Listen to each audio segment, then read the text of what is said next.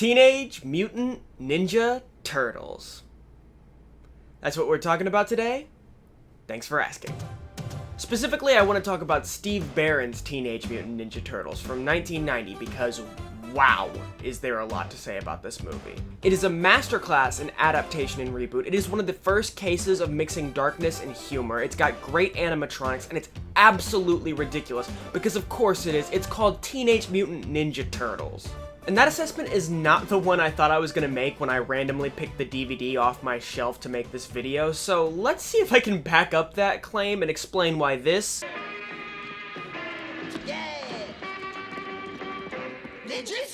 is secretly really smart. But let's start with a little context. At the time the movie was starting to be written, Teenage Mutant Ninja Turtles was already a pretty huge property due to the popularity of the TV series.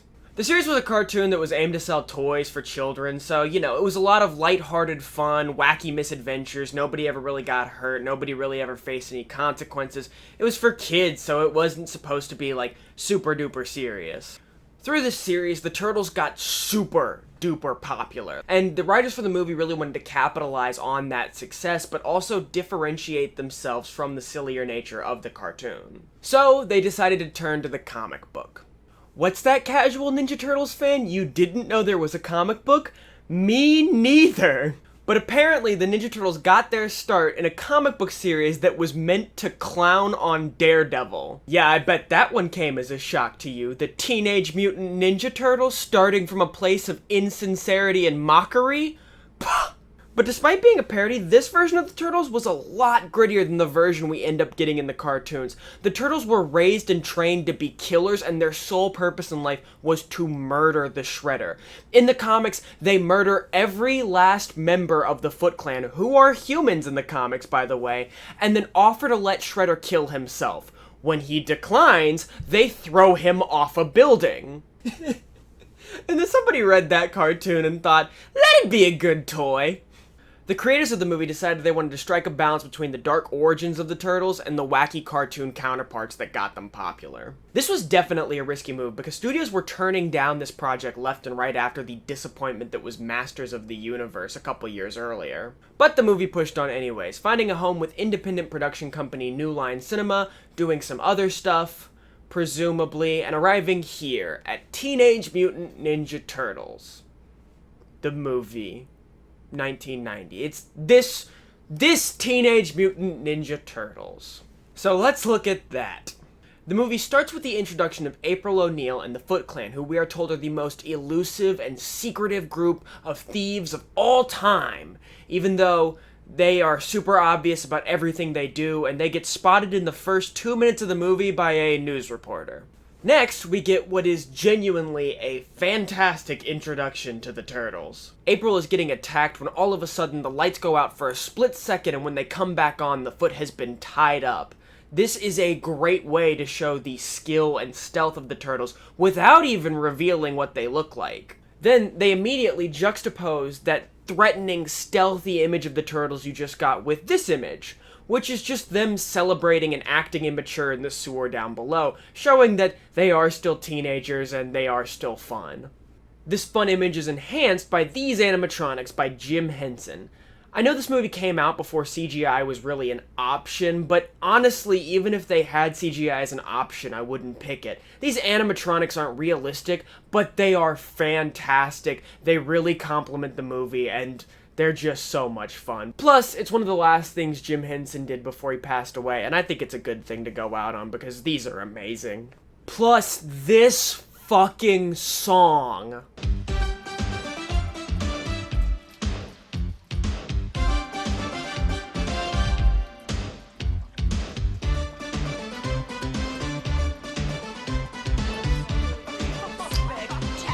It's honestly as close to perfect an introduction for the Turtles as you can get. And then there's this scene.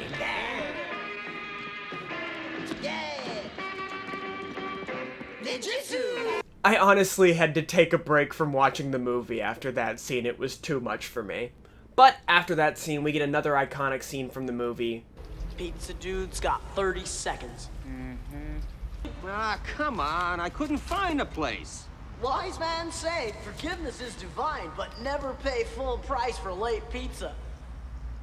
Followed by Raph leaving to go find his Sai. Oh yeah, I should probably really quickly give you the names of all the turtles just in case you don't know them already, and I'll also throw in a couple of, like, mild personality descriptors just so that you know who all of them are, because I'm going to be talking about them a lot throughout the movie. Okay, so this is Leonardo. He leads. Donatello does machines. Raphael is cool but rude. And Michelangelo, he's a disrespectful little shit. And you're in big trouble, okay? Michelangelo. That'll do. And the clock's ticking, dude. So when Raph goes up to the city, he encounters the most invisible criminals in all of New York, and we're introduced to Casey Jones.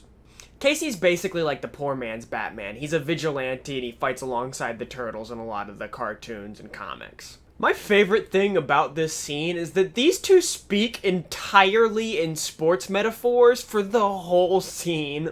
No better! Strike one! Home run! 1-0! Cricket. Cricket? Nobody understands cricket. You gotta know what a crumpet is to understand cricket. 6 runs. Both of them are trying to act tougher than the other, but neither of them thinks to drop the sports metaphors, and maybe that would make them look a little more threatening. Hey, what are you, some sort of punker? Huh? Oh yeah, now he looks strange. After this, we see April, who's a news reporter, by the way, pushing forward with her story on the Foot Clan, and the Foot Clan deciding to deliver her a message. I deliver a message. Shut it. The Foot Clan is so sassy. Oh, also, her boss's son, Danny, is a part of the Foot Clan and is a huge character in this movie, but I'm not going to talk about him that much because I don't like him. I also want to give credit to the character of April in this movie. She can kind of be a hard character to nail down, but in this, she is a queen. She doesn't take shit from anybody. She pursues a story despite it being dangerous and despite her boss and the police telling her to stop, and she's just great. I love watching her succeed. Anyway, so April is knocked out and Raphael has to take her back to the Turtles' sewer home, where their rat dad explains where the Turtles came from and why they're mutated. They're then immediately all friends. Obviously. After this, the Turtles accompany April back to her apartment, this time with no trench coats and hats for some reason. Yeah, at this point they kind of abandoned the whole disguising the Turtles aspect of the film, and they just walk around in full ninja gear with full turtle faces showing. Although I guess, to be fair, they were never really hiding it all that well anyways. What the heck was that? Looked like sort of a big turtle in a trench coat. You're gonna look wild, you right? When they go back to the sewer, they find that their home has been trashed and that Splinter has been taken by the Foot Clan. They go back to April's apartment where Leonardo and Raphael have one of the dumbest arguments of all time. Yeah? Well, you act like a jerk sometimes, you know that? And this attitude of yours isn't helping anything. Yeah? Well, maybe I'll just take my attitude and Why leave. don't you? I will. Good. Great. Go ahead. We don't need you. And then Raph goes onto the roof to do some angst karate? We're also introduced to the main villain of the movie and also the franchise, the Shredder. Now, in the cartoons, the Shredder is kind of a goofball, but they wanted to make him way more threatening for the movie, and they did this by bedazzling him. Yeah, I mean, I want to be threatened by this Shredder, and when I was a kid, he scared the shit out of me, but now... Come on, he's bedazzled! His second-in-command is a very threatening presence in this movie, but to be fair, the teenagers are more threatening than the Shredder is. But the introduction of Shredder is where the movie starts to take a dive into darker territory. In the next scene, Raphael is attacked by this giant group of Foot Clan members, and they beat him into a coma and throw him through a fucking window. Then the other turtles join the fight, and we get this goofy little nunchuck scene.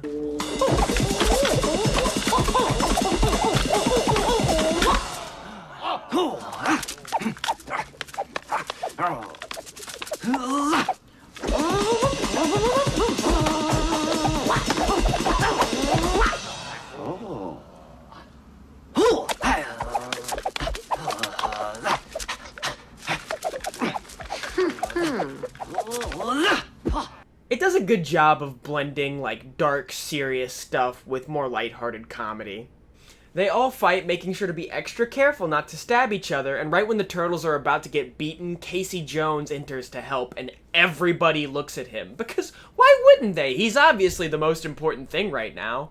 Anyways, they fight a little bit more and make their escape as April's dad's shop, which she had just introduced to them as very sentimental to her, gets burnt down because obviously it does. She said she liked it. Of course it was gonna die. The cherry on top of this brutal, brutal Sunday is that April gets fired from her job via a phone call from her boss that Casey Jones takes special note to listen to. April, it's Charles. The building's burning down! Get out of there! Back at the Foot Clan headquarters, Shredder's second-in-command is so furious that they lost the turtles that he almost beats this teenager to death in a scene that is genuinely terrifying to watch. But also, where was all this fighting earlier when you were just throwing hand signals everywhere? The turtles, April, and Casey retreat to a farm that April's family own and reel from the loss at the shop. It's an interesting sequence to say the least. I do like the imagery and I like the idea of the turtles having to recover from such a loss, but also there's a lot of weird things about it. First off, they use this sequence to introduce a diary-style narration for April, and I guess it helps to expand on what everybody's doing at the farm, but not really enough to warrant its own existence. It's strange being back on the old farm. Even after all these years. Speaking of April, this is where the April-Casey Jones relationship really starts to take off, and by take off, I mean they fight a lot, disagree on everything, and seem to genuinely hate each other. That's okay. I'll take care of it myself. Fine. That's up to you. Just don't come around here asking for my help anymore. See, I wouldn't ask for your help if you were the last thing on the face of this planet. It's coming along nicely. I don't know who wrote this love story side plot, but somebody needs to check on them. They're in a toxic relationship. Also, why do they keep Raph in an empty bathtub while he's in a coma? Did you not have a spare bed? Or couch? Or anywhere where he didn't have to sit in that position in a coma? Also, at one point, Leonardo just straight up learns how to use the Force.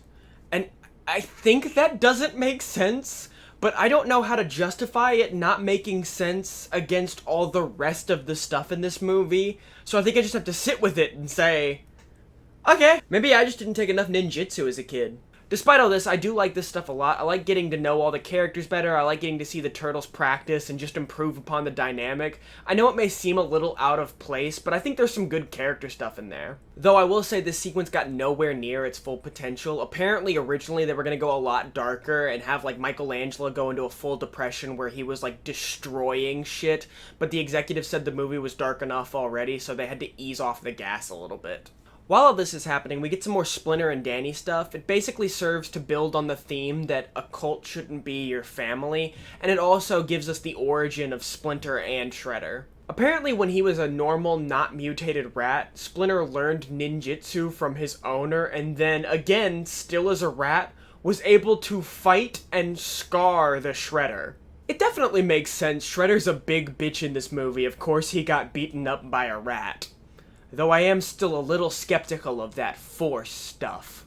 Finally, after Raph wakes up from his coma and they train a little bit more, the turtles return to New York to fight the Shredder, and Casey goes and saves Splinter, and also inspires all the Foot Clan to quit the Foot Clan because cult bad, family good. Meanwhile, the turtles fight the remaining Foot Clan and chase them onto a rooftop as they're retreating because there is no mercy in those shells. It is here that they finally come face to face with the Shredder. And the movie tries its hardest to establish Shredder as a threat, but I'm sorry, I'm just never gonna see this guy as a threat. In a lot of the other Ninja Turtles adaptations, Shredder is like this big world-ending villain, even when he's portrayed a little bit goofier. But in this movie, he's the leader of a cult that's sole purpose is petty theft, he has a bedazzled costume, and he has trouble fighting a normal rat. After a while, it doesn't even seem like the Turtles are taking him seriously. Although we actually do get one super threatening scene from the Shredder where he's about to kill Leonardo. And it's a bold move to have this beloved children's cartoon character under the tip of a sword. And then he goes out like a little bitch. Everybody celebrates, the police close in on the Foot, and April and Casey kiss. Yay. And the turtles celebrate with a cowabunga that they absolutely earned. I have always liked cowabunga. Huh?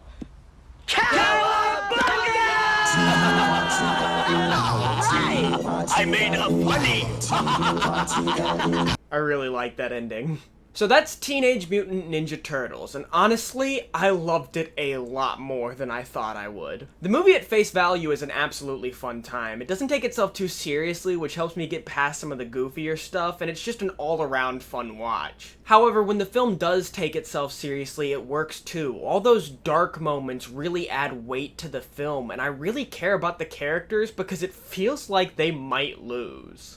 I don't think I was ever really worried that any of the turtles would die, but I did fear for Splinter for a lot of this movie because he's chained up and it looks like he's about to die anyways, and it just felt like something the film would do to me. That balance between light and dark is what I like best about this movie, and I think it's because that makes it a masterclass in how to adapt a property. The movie understood the Turtles' history. It understood them as a gritty comic and it understood them as a wacky cartoon, and it decided to pull from both of those things and create something new.